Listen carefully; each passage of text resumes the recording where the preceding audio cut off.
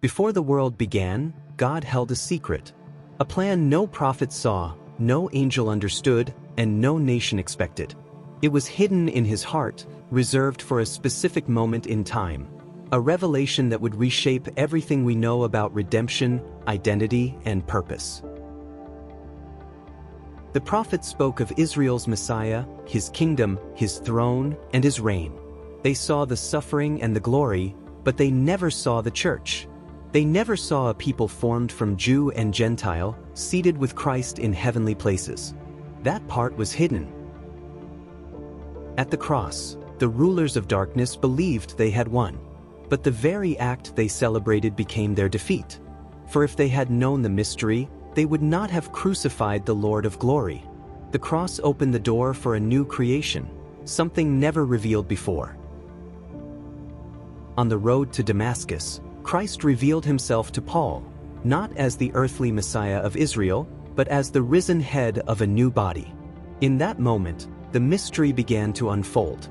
Paul became the steward of a revelation hidden from ages and generations. Through the mystery, God created something entirely new, not Israel, not Gentiles, but a single body united in Christ. A new humanity, a people not defined by law, lineage, or earthly covenant, but by grace and heavenly calling.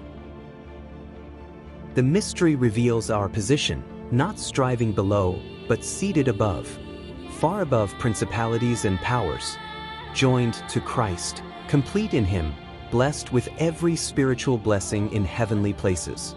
This is not future, it is now. We live in a divine administration where God deals with humanity through grace, not law. Not prophecy fulfilled, but revelation given. The church is not Israel's continuation, it is God's hidden masterpiece, revealed through Paul for this present age. In Paul's revelations, believers are not under the Mosaic law but under grace, having died to the law through Christ. Righteousness flows from the indwelling Spirit rather than legal observance. In kingdom teaching, the law is upheld and fulfilled under Messiah's rule. Jesus taught obedience from the heart, intensifying the law's moral demands, for example, anger equated with murder, lust with adultery, showing the righteousness required in the kingdom. Paul revealed the permanent indwelling of the Holy Spirit in every believer as a seal and guarantee of redemption.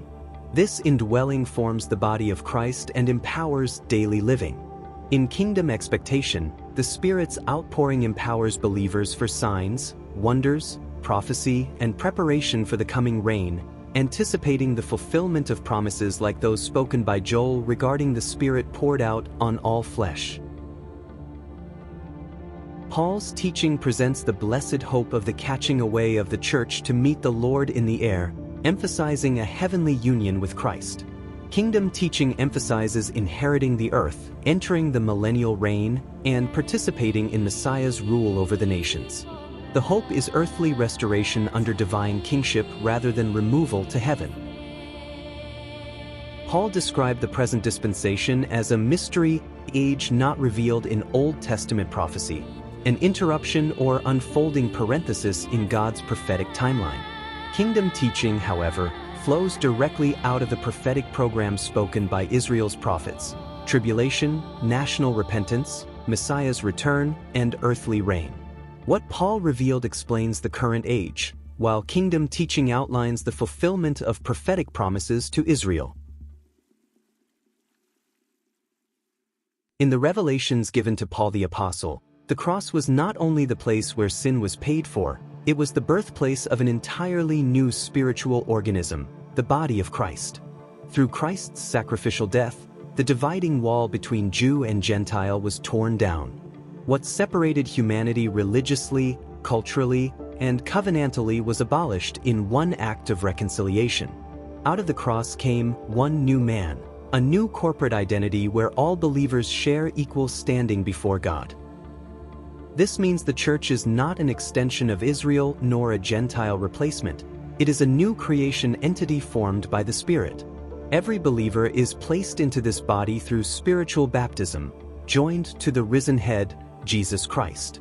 The cross, therefore, is not just where individuals are saved, it is where a collective, unified body was born.